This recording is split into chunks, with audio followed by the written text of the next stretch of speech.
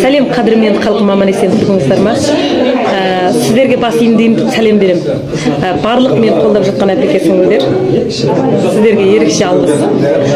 Ер сүрінбей, ер танымайды, ат сүрінбей, жер танымайды дегені. Ана Ерсай деген сұлу әпекем мені айтты, битті, пәленбайдан шықты деп айтыпты.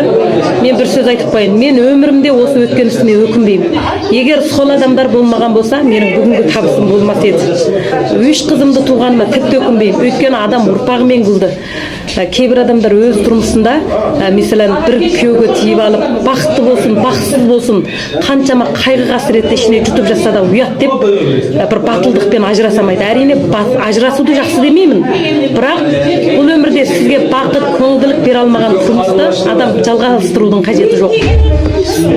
Міне жерде осында отырған сәт қатын тағы бір сөз айтып қояйын. Бағана ана жер сәл ұшу екен, маңайымыздағы жозылар. Мен жерге келгенде әңгімені жалғастырайын халқым. Менің басымнан өте көп сөт. Бәрін айтуға қақылымын деймін. Әлгі тексермегеннің пікір баян қылу құқығы жоқ. Мио дяучажы мио фаян чуан деп маузың атам айтқан ғой. Сол сияқты мен басымнан өткеннен кейін айтайын. Менің бірінші түйген күйеуім Жунго бойынша демеймін, Шинжаң бойынша 27 бай болатын. Бірақ байлық мені бақытты қылып көрген жоқ. Менде еркіндік жоқ. Сонымен мен кейін өз жолымды талдап оқытушы болдым. Өз күшіме сүйендім. Ал кейінгі жолымды міне көріп жатсыздар. Өмір адамға екі келмейді. Тек бір-ақ рет келеді да. Бүгінгі бар күнім ертең жоқ. Мен дүзге келуім мүмкін емес. 50-60 бір 70-ге келермін асып кетсе. Соған әрбір адам өмірін өкінбейтіндей өткізу керек.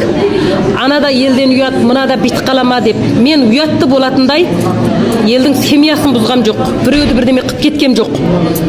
Мені алған әрбір адам біздің үйге келіп жалынып отырып алды. Елдер сияқты пәлен жерден шақыртып, ана жаз үйгімет кім еді, біреудің мұрнын жапырып тастап соғысып тартып алғам жоқ біреудікін. Арсыз деп соған айтып отырмын, ұқтыңыздар ма? Одан кейін мен Ерсайды бастан ақыр ойбай жігітсің, бірақ адамға жақпайтын қылығың миллион халық сені осындай басына көтеріп отырған кезде қаңғылып. Не үшін ана бір айтсам, сонымен өстіп, сүйісіп, қайта алғы сол қылығың көзіме симағандықтан айтқам, ұқтың ба? Кеше сенің бауырың маған телефон ұрыпты. Ол бір қияли біреу, сенде бауыр болсам менде жоқ па? Сен қылған жақсылықты мен туыс бауырыма қымаппын ба? Жігіт болсаң айттым ғой, дәртияуға кел, мен сені тосам деп. Енді мен сенен қорыққандығымнан емес, уақыт жоқ саған сөйлейтін, ұқтың ба? Мен сені бір үлкен біреу көріп отырғам жоқ, әрбірден кейін сен немсің, елепті ғой.